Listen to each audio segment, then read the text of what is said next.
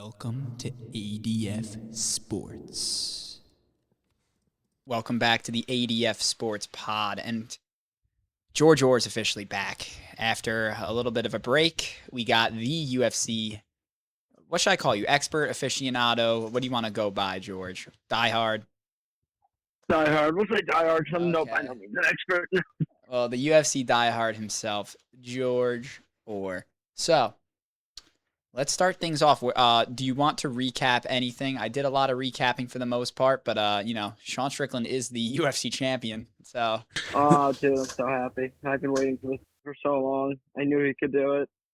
Not many people believed. I did believe. yeah, you Dude, it did. was awesome, and couldn't even be happier. Proved to a group of kids in my jiu-jitsu class wrong. I was the only one who thought Bonfim was gonna put the work on Bilal. That was also a gratifying. Yeah, That was a gratifying take. you actually missed it. I took him too. We didn't talk. I guess we had some No, telepathy. yeah, We we both did took not talk about that Bonfim fight. by Hmm. ourselves, and it paid off. Bilal, the fall of Bilal is here, and it begs the question: just how bad was Leon Edwards? But that's for a discussion for Yeah. another day. Mhm. Want to just jump right in, or do you have any other thoughts here? No, let's jump into the Whitehouse Yeah, what's card. good is we'll kind of talk bantamweight anyways because Yeah. there's a lot of implications coming up for bantamweight in this card. But first, we're gonna jump to featherweight. Diego Lopez versus Steve Garcia. After 2 L's to Volkanovski, Diego Lopez officially has to earn a title shot again. That's how this sport works. So Diego Lopez is going to be fighting the up-and-comer who seems to have really eliminated everyone in his path. Steve Garcia has been dangerous, especially recently. He's really Mhm. taken a new gear, and he's knocking out people left and right.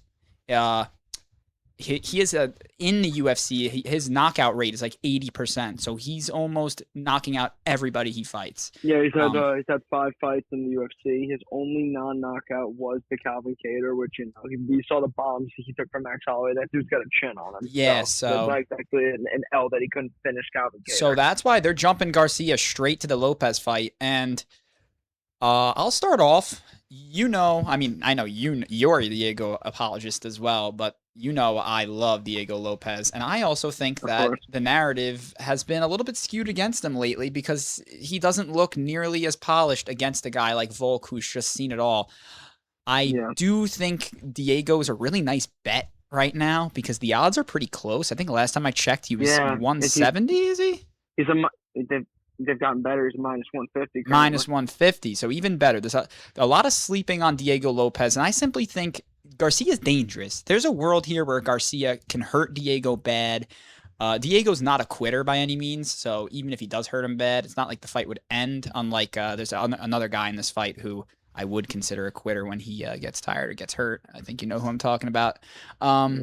But Diego Lopez, I think it's Steve Garcia has to knock him out for him to lose. I don't really imagine a world where Lopez loses by points. And the other flip side, Garcia's very aggressive, and Diego Lopez has kind of made a career on knocking guys out with counter punches. And this isn't, I feel like Volk gave Diego a little bit of fits because Volk is so cautious. He's constantly walking backwards. Diego likes when you push him, and Garcia is gonna throw the kitchen sink at Lopez, but I think that's exactly what Lopez wants and Lopez thrives in because Lopez can, do a counter takedown. He can throw a counter, a hook, get a knockdown, sub you. There's so many avenues for Diego Lopez to win after he gets that big flash knockdown, that big flash takedown, that shot that hurts. And Diego has hands and a lot of power. So I'm going to take Diego here unless Garcia somehow just starches through Diego Lopez as well. But I just think Diego has been fighting Volk twice. I don't think Garcia is going to look as impressive as Alexander Volkanovski. Mm-hmm. Yeah, I said this before, I'll say it again. I'm going to say it so I'm going to say it. If your name is not Alexander Volkanovski, You are not beating Diego Lopez. Diego Lopez is the greatest featherweight currently living, not named Alexander Volkanovski. I firmly believe that when Volk decides to hang it up, they will do. Diego will have the belt. I don't know how anyone thinks he can be beaten that easy. Everyone thought John Silva was going to put him away. Look how that turned out. Spinning elbow to the dome. This is the exact same type of fighter. Steve Garcia is the exact same. He fights so similarly to John Silva. I don't know why this Diego disrespect keeps coming, but better for me, better odds. I'll gladly take those better odds any day of the week for a dominant win by Diego. I Yeah, just don't see a world where he loses this. And don't get me wrong, Steve Garcia, amazing. He might be a top 5 featherweight currently, but unfortunately, I don't think he is as good as I don't think he's in the tier of like a Diego or a Mobzar. I think he is very good. I do not think he's there. Could he prove me wrong? Absolutely. But I find it very hard to believe that he is going to be able to have his way with Diego on Sunday night. yeah, I think you hit the hammer on the head, especially with I think Garcia's style plays well into what Lopez is good at, especially because, like you said, he fights way more close to Silva than he does Volk, which is Mm-hmm. going to favor Lopez even more, the stylistic matchup. The bet that I put in, I think Lopez money line is the smart bet here. I Mm-hmm. sprinkled in over 30 strikes from Lopez. I'm kind of just betting that Lopez doesn't knock him out quick enough. I think if the fight drags on by any Mm-hmm. means, Lopez is accurate enough to land because Lopez, besides against Volk, lands at a very high clip. Volk actually Yeah. kind of like decimated Diego Lopez's accuracy stats, like on paper from those last 2 fights. He did way worse at hitting Volk Yeah. than anybody else. So his accuracy looks mediocre, but he actually usually lands punches unless your name is Alexander Volkanovski. Let's move on to my guy Bo Nickel.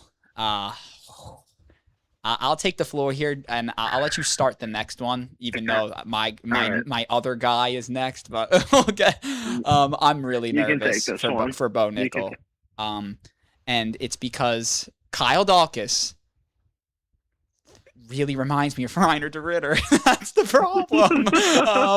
So He might as well be RDR yeah, Junior, he dude. has the build. He looks like a weird, like a Twinkie. I don't know how to describe it, but he does. He looks like a.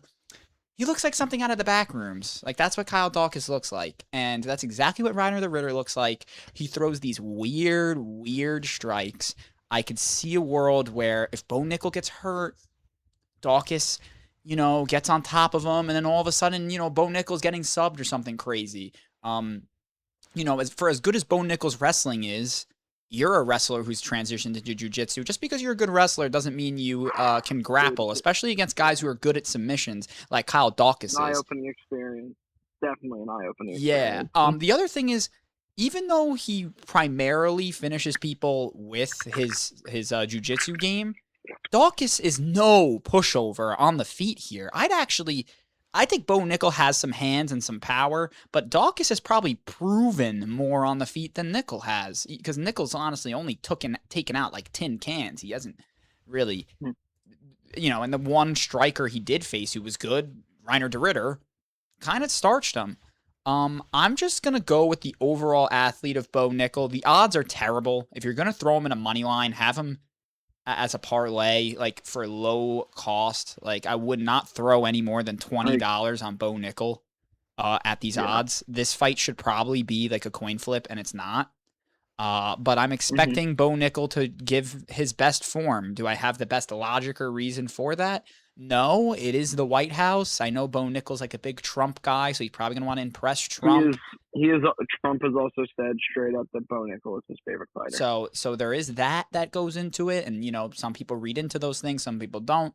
But Yeah. yeah, I'm gonna take Bo Nickel because I have to. As a Nittany line, I have to back my Nittany lines. So yeah, what are you Hmm. thinking?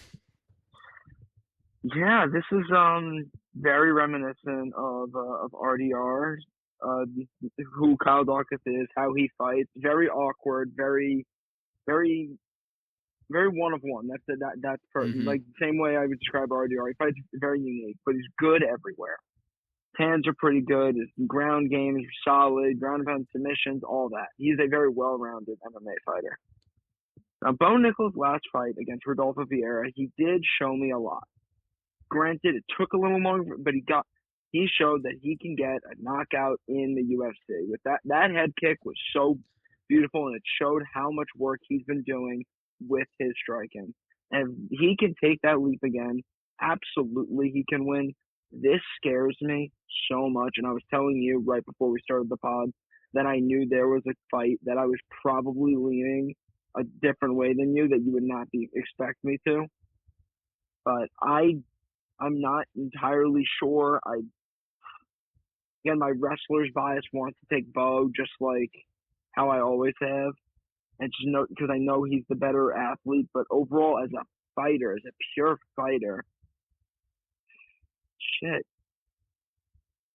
It's a difficult one. I think. But Bo, by the way, Bo's minus 300 plus. Yeah, I'm looking at that's why he's not a good bet. He's definitely not a good bet if you're trying to straight them. If you're looking at this fight and you want to make a bet, honestly, just do money line on Dawkins. Yeah, I agree. Because you're right. This should be a pick'em. I think, taking it at face value, I'm taking the underdog. I'm going Kyle Dawkins. I think he is just the more well-rounded fighter than Bo. I think there's a lot more avenues for him to win. So definitely, although we disagree, absolutely. This is probably the most peaceful disagreement we'll have. Yeah. All right. I'll let you start this next one. But because I have a lot to say, because Ruffy's my guy. I figure you will. But yeah, up next we will have Mauricio Ruffy versus Michael Chandler. I kind of feel bad for Michael Chandler. He's definitely been he's been trying to get that Conor McGregor matchup for so long. It seems to be the only fight he's wanted, and they just kind of hand that to Max. Sucks. And then instead of giving him current Conor McGregor, they basically gave him the second coming of young Conor McGregor. This is a bad matchup for Michael Chandler. Mauricio Ruffy's striking is so reminiscent of that young Conor. He's long. He has great looping shots. His distance management is perfect, and yeah, he hits like a truck, dude. If you're able to knock out Rafael Fiziev, you gotta have some power behind your shots. Now, Michael Chandler, that being said, I don't think should be a plus 500 for the sole fact that we saw the one chink in Ruffy's armor against BSD being the grappling. Michael Chandler, if he chooses to, if he listens to his coaches and if they're making a correct game plan, they should be telling Chandler, take this guy to the ground almost instantly. That is his avenue to winning. On the feet, he is screwed. There's no nicer way for me to put it. If he keeps this fight standing, Michael Chandler is screwed. That being said, Michael Chandler is the fight IQ of a newborn, so I think he will keep this fight standing. So I'm going to be taking Mauricio Ruffy probably by second round KO. That's exactly what I took. That's exactly what's going to be in the parlay. We're going to post it on the story. It'll probably already be up by the time this pod's out. I think this might be the fight that ends Michael Chandler's career, to be quite honest. Like you said, this is a really, really bad matchup for Michael Chandler if he wants to stay on his own 2 feet. It's a matter of time before Ruffy knocks out Michael Chandler. I like Fiziev as a striker right now more than I like Michael Chandler, and Ruffy flatlined him really bad. Like you said, there is one way Michael Chandler wins this, and even then, I'd expect Ruffy's at the point where he has to get a little bit better, at least have some defensive grappling that he's had to have learned it as you climb up the ranks. You got to learn, and he has decent grapplers that he trains with. So I can't imagine. I really can't imagine Ruffy losing. If you're gonna bet on him, though, bet the knockout, because I can't imagine Michael Chandler getting out of this fight unless he wins, like in one piece. I really think he's just in the way for like crazy, and like I'm talking crazy flying knee, spinning head kick. Like I think this might be like a embarrassing Michael Chandler slime out that we're watching on like TikTok and shit. You Like think this this is could gonna get be? really You think bad. this is gonna be reminiscent of King Green? Yeah, You think this is gonna it be might that? be. It might be. Yeah, it might be. All right, so This fight does seem kind of like almost like a filler arc for Ruffy. I don't know why this is the fight he's taking. I guess the rest of the division is just like occupied because I don't know why they have him fighting down. But I do digress. He's gonna this could be the fight that retires Michael Chandler. I hope not because he's entertaining as fuck to watch, he is. but it could be. All right, I'll let you, unless you want me to lead off on this one. I think this one's gonna be quick for me. Hokit Lewis. Yeah, you can go first. Okay. I have deja vu of Derek Lewis's last fight, and with this one, it's like the same thing. I already can see it playing out. Lewis is gonna start off. He's gonna attack Hokit, and if Hokit lasts a minute, Derek Lewis is gonna get tired and lose, just like what happened with Waldo Acosta Cortez. Same exact thing. If Hokit doesn't let Derek Lewis slime him out in a minute, Hokit's better everywhere. Like, literally everywhere. There's not a single place where I think Derek Lewis is actually a better fighter than Hokit, besides that Derek Lewis can stand, walk forwards, and swing his big, ginormous arms. That is the only thing he can do to beat Hokit and hope he catches Hokit and knocks him out. Besides that, Hokit's a genuine heavyweight fighter. He's not just some, like, knockout merchant who just like has so much power that he doesn't even know how to fight. Like Hokit can do everything. He's a great grappler. He's a technical boxer on his feet.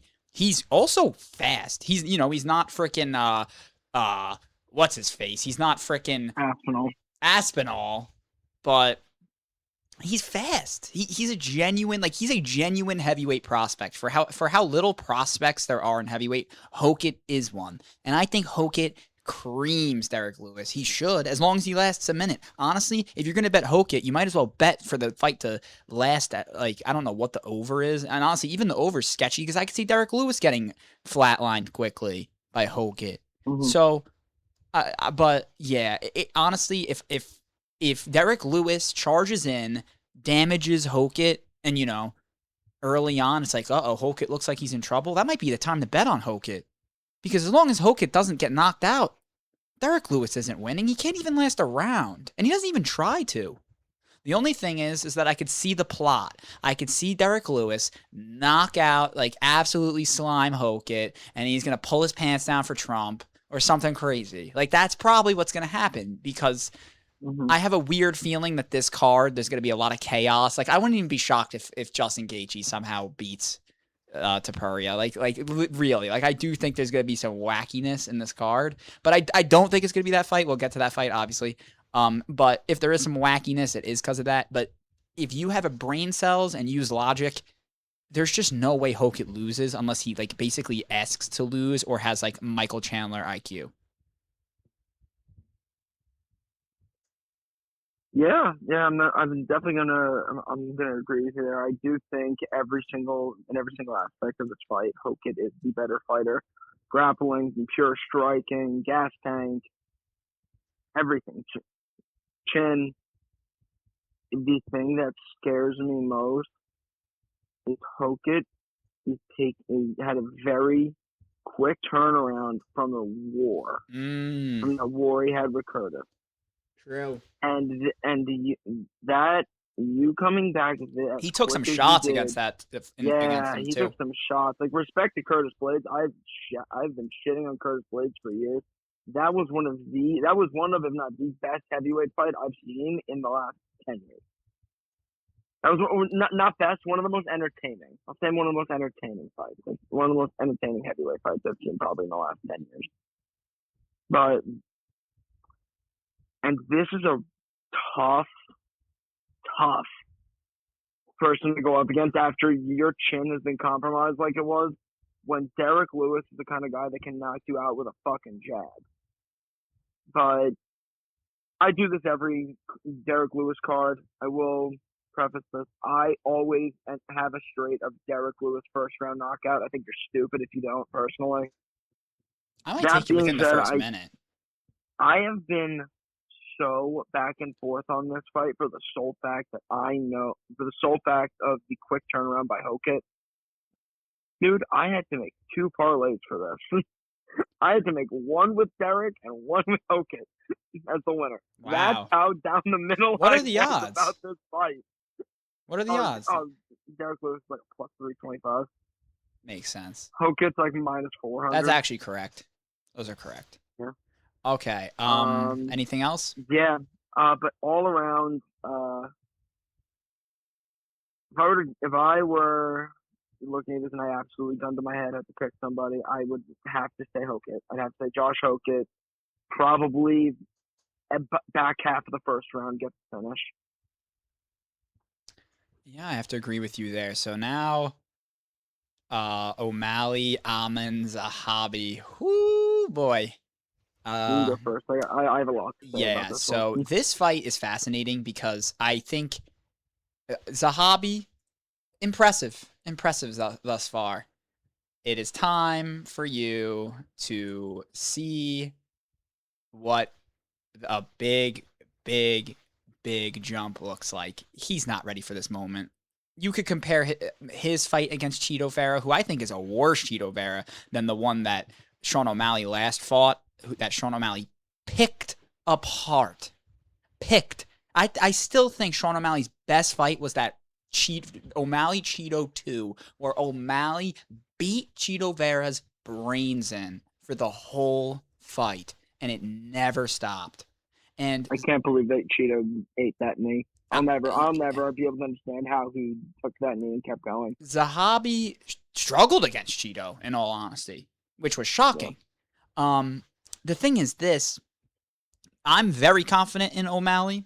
I honestly think I'm going to do another bet and take some sort of strike over. The only fear is if O'Malley knocks him out, and I think O'Malley wants to knock him out because I don't know if they give him Jan just from a win. He might have to do something. Like, if he flatlines Zahabi, I think Dana will be forced to give O'Malley the title. And I think O'Malley knows that. O'Malley, if O'Malley puts on a show, he 100% gets Jan. If he wins a decision win against Zahabi, which the UFC knows this is a sacrificial lamb for O'Malley. It is. That's the design of this fight is for O'Malley to look good and hype up O'Malley Jan. That's exactly what this is. And for an American and for the premier American exactly. fighter. The premier American fighter. They want him to get the finish. They want him to go, F you, Jan, I beat you once, I'm going to beat you twice. And then they're going to go on to that's the wet dream they want. But if he doesn't give them the wet dream, it's not impossible that O'Malley doesn't get this title shot. But I think O'Malley knows that. And I think O'Malley is going to beat Zahabi's head in. We're going to see an aggressive O'Malley, and we know O'Malley is as accurate as they come. So good luck, Zahabi. I love the strike over, and I even like the knockout, but you know that I am a skeptic of O'Malley's power. But like you said, I mean, I don't know how Cheeto ate that knee. I don't understand it. But yes, I'll take O'Malley. I don't even remember the odds, but if there's one person, 400. I honestly think he should be the biggest favorite of the entire card. I am that confident he wins. Is Ruffy. Ruffy is the biggest favorite. Yes. That's minus 700. Which is pretty shocking. Okay, so with this fight, I do have Sean by decision for the sole fact that, as you said, Amen Zahabi is very he reminds me a lot of Cheeto. He reminds me a lot of like a Cheeto there, the way he fights. It's very flat-footed. His boxing is he's like super tight, and his striking is okay. Like his boxing is pretty good. His grappling is obviously really good. He's the brother of BJJ legend Faraz Sahabi, and he trains with George St. Pierre. I would assume his grappling is pretty solid. And that's the thing that you have. That's why Amen has gotten as far as he has. It is definitely due to the game planning ability of his brother and GSP. That being said, I think he stylistically is a terrible. Mm-hmm. Stylistically, Sean's bad for him. Sean's not who he wants to fight. He does not want a guy that's light on his feet. The only Sean is literally the only person. Sean and Izzy are the only two people that define this word for me. That are light on their feet, very flowy with their strikes. They kind of make it up as they go along. It it doesn't look like it should be. It looks so pretty, but it doesn't make sense how he's throwing these shots together so well.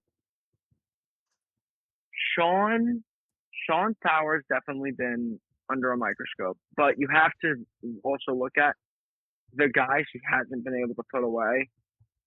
Marab, who was debatably like on the verge of being the bantamweight goat.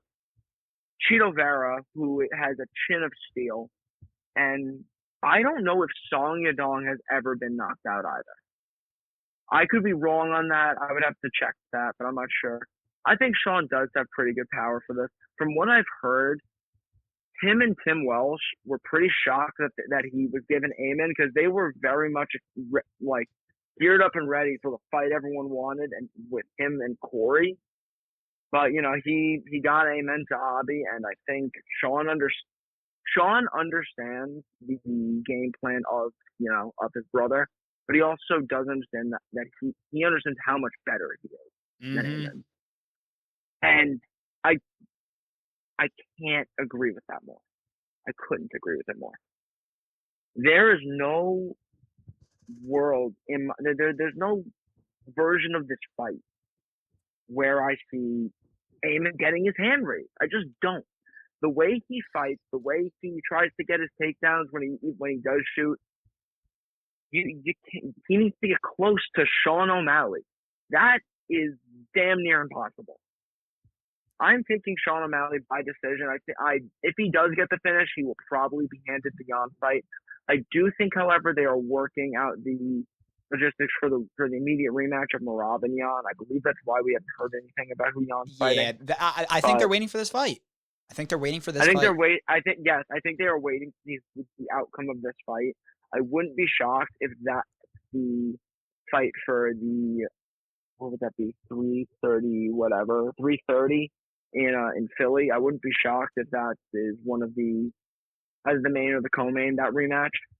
But yeah, I think they are very much waiting on the outcome of this. And I do unfortunately think it will not go in Sean's favor, because I do think he's run into another guy who has a really good chin in Amen Zahabi. I'm going to take Sean O'Malley by decision. Yeah, excellent breakdown there. I think you're absolutely right. The combination of the style being a nightmare for Zahabi, which even if the game planning somehow counters the style, which I don't think it would, but even if it does, you also said the skill gap is huge. It's just this perfect storm for an absolute nightmare for Zahabi. Up next, possibly one of the craziest fights ever. Poatan moves up the heavyweight and then gets to fight Cyril Gane after Cyril Gane poked Tom Aspinall's eye. Winner is probably getting an angry, revenge-seeking Aspinall, most likely. Hopefully Aspinall's health is proper by the time that either of these guys fight. Do you want to break this one down first, or do you want me to start? I will. Yeah, sure. Why not? So this is basically, I've been calling this to my boys, well, especially yesterday when we were watching the Knicks game. Quick shout out, amazing comeback, greatest comeback in NBA Finals history, Knicks in 5. I was saying that this is basically the UFC casuals' wet dream. There is not going to be a takedown shot in this fight.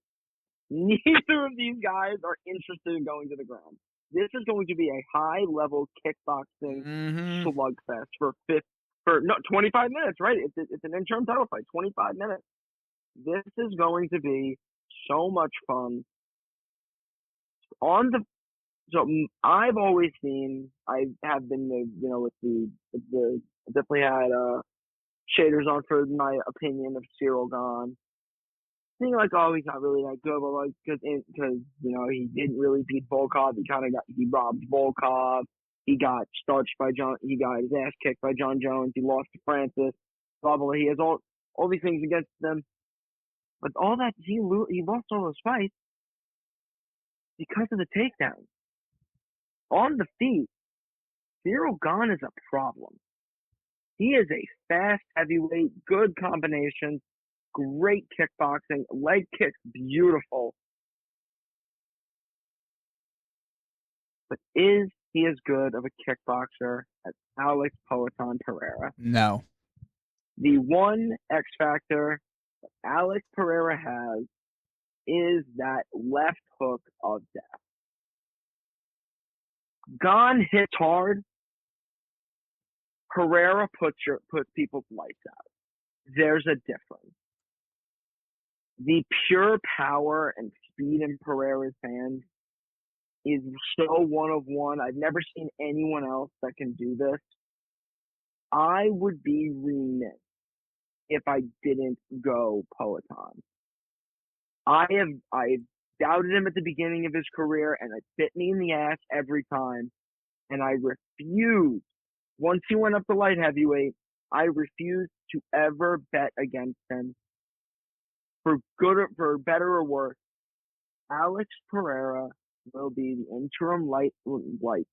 interim heavyweight champion come Sunday night, whether it is by decision or flash knockout. This fight, have you seen Vegas's odds on this fight? Because it is razor It is a pick'em, close. which I think is crazy. I agree. I mean, actually, no, I get it. I mean, yeah, it's the implications, the bulk, Yeah. how's he going to look, and I think those implications matter a lot for a round. Then Alex Pereira settles in. Alex Pereira's used to being a little slower. He's used to having 50 pounds more weight he has to lug around. All of a sudden, Alex Pereira slowly starts to read what Cyril Gane likes to do. And the one thing I'm surprised you didn't touch about with Alex Pereira is the power's one thing. When it comes to out kickboxing other fighters, his technique is unbelievable. Also, one of one kickboxing talent. Cyril Gane, I feel like he's going to be in range of some disgusting Poatan leg kicks, and Poatan's going to chop that tree.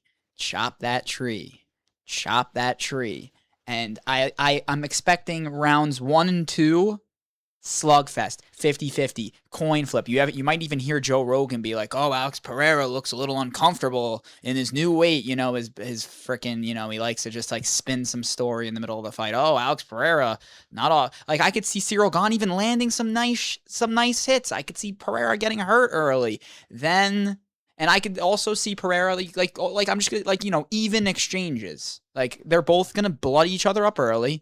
But you're right. Alex Pereira is the best kickboxer in this entire sport. Why on earth would anybody bet against him in a kickboxing match? It doesn't make sense. So give me Alex Pereira. I think this could be live bet opportunity of the century if it goes the way I think it does.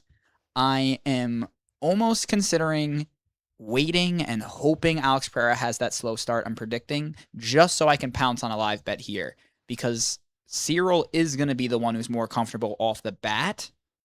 But like you also said, that's assuming that Alex Pereira doesn't accidentally knock him out in the process of that whole analysis. So yeah, give me Poatan. I can't believe this is a coin flip. I hope we don't eat our words. I hope this isn't the chaos fight. Because I think one of these has to be a chaos fight, right? One. And I don't think Dawkins counts. Like from Lopez, Ruffy, Hokit, O'Malley, and this fight, and then the next fight, I feel like one of them is going to be a shocker. Hopefully none of them are, because my bets don't want that to happen. But there's just a weird conditions. It's outside. It's in the rain. It's in front of like the fucking White House. It's going to be wild. But yeah, give me Pereira. Give me Poatan. All right. Yeah, Alex Poatan Pereira. I think he's got this. I think it's crazy that they disrespect him. And also, side note, as you were talking, I just saw a video of him sparring at this new weight and his movement. He looks like he hasn't skipped a beat. He looks just as smooth, just as quick, just as powerful as he has in every other weight class he's gone up. So I am not worried at all about this weight cut. About this, what was his bulk? Bulk. Not this weight cut, his bulk. All right. I don't know why this is the main event, but the I know lightweight, why. It's because America. That's why. yeah, American who's gonna get absolutely slimed. Um,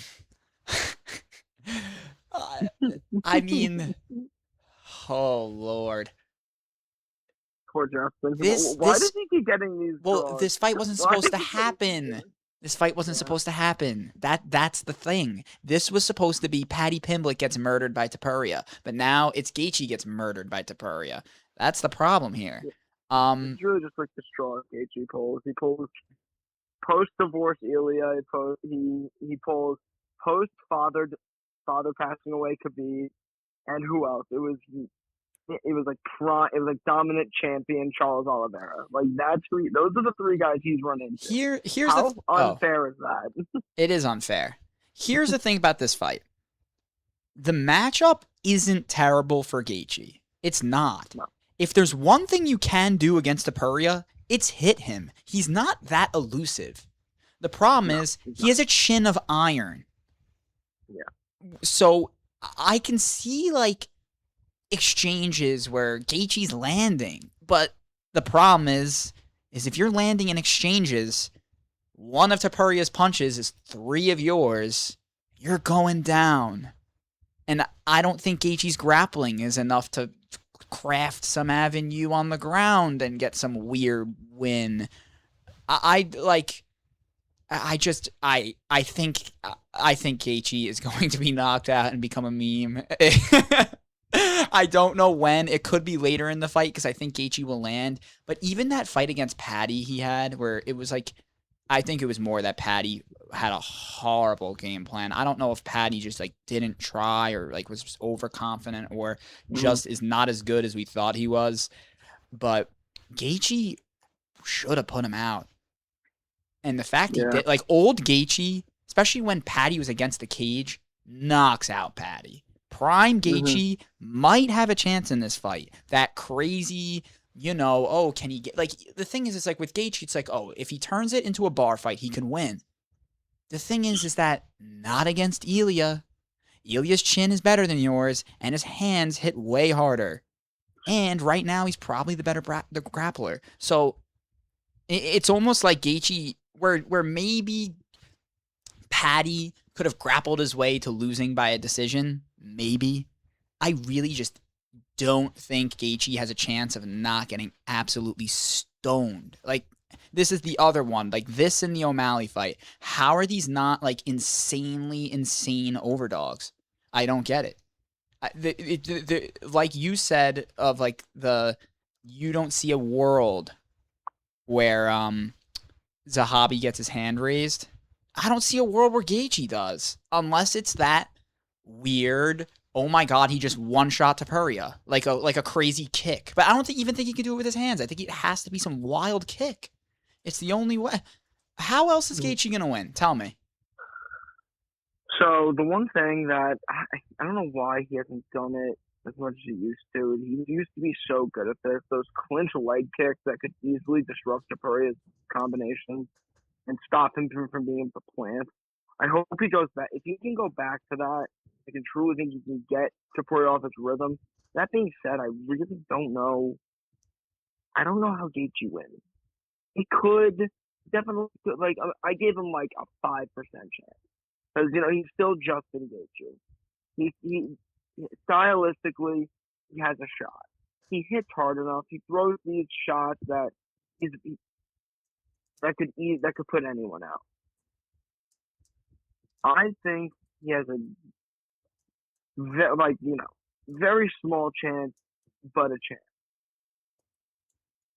I do think we are definitely more looking on the lines of him being on the bad end of another big knockout, very similar to the Holloway one, where Yeah.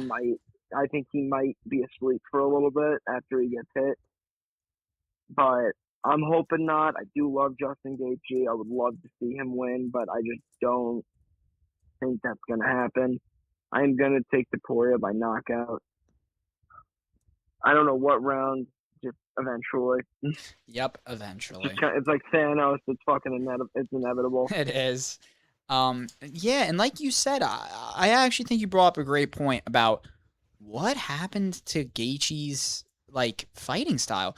It seems like he does jab, uppercut, left hook, like cross, like it's like UFC video game combinations. He does like an X punch and a Y punch with like a bumper. Like literally, it's always like Hmm. hook jab, hook uppercut, uppercut jab. It's like these 1-2s or these 1-2-3s. He's not, like that's like what he throws. And if that's what he's going to be doing, like you said, we need to see some either dirty boxing, some crazy jujitsu submission attempts, crazy kicks. Like you just need to like kind of throw out what you always do because like this conventional boxing shit is going to get you slimed against Ilia Topuria. It's just not worth trading punches with this guy. He pound for pound, he might hit harder than Peloton. Like Yeah. weight. Like he's 155 pounds and has like 2 rockets strapped to his arms. Like, or at least at a similar level. So yeah, give me Topuria. Knockout. I think you're right on it. So yeah, only one disagreement out of the whole card. And even then, I think Dawkins is a good bet, so I can't even hate it. But I'd be devastated if Ruffy loses. I think there's a world where he loses, but I'm surprised he's the biggest favorite, but he should win. He should knock out Chandler, but who knows, just because Chandler has all that experience. But like you said, Chandler has the IQ of a baby. And then I think Derek Lewis is going to give up, unfortunately, as much as I like him. And yeah, so that's it. That actually, I thought that was going to take longer. We really cranked through the card, got it all out of there. I didn't see any of the media day or press conferences or any of that stuff, so I am excited. When's the presser? Because I think there's gonna be a lot of shit talk, especially between Topuria and Gaethje. Do you know when that is? Like when the weigh-in and the press conferences? The press conference might, so if everything's a day back, wouldn't it have been today or tomorrow? Probably tomorrow. My guess is tomorrow. Probably. And then weigh-ins will be tomorrow, and weigh-ins will be Saturday morning. We'll see. I think my issue is Hookett and fucking Lewis aren't at the press conference. Like so that all that insane shit's not happening. Yeah, that does suck. What was the other thing? Oh, what's your opinion on being on a Sunday and outside? I think both of those I things are very fucking interesting. hate that it's on a Sunday. I hate that it's on a Sunday so much. Yeah, I because you have to stay really up hate late. that this is on a Sunday. Dude, I work too early. I'm like, you're asking me to stay up until 11:30 on a Sunday night. It's some crazy shit. You're asking a lot of me. But you know, I think I can get over it. I think I will get over it. Just what it is. Kind of just got to deal with it. I'm still gonna watch every moment of this card. It's a once in a lifetime card. We're never gonna get it again. I'm excited. If it happens. I think we're too close for it not to at this point. True. It feels like we're too close at this point for it not to happen. I have one last question for you. Okay.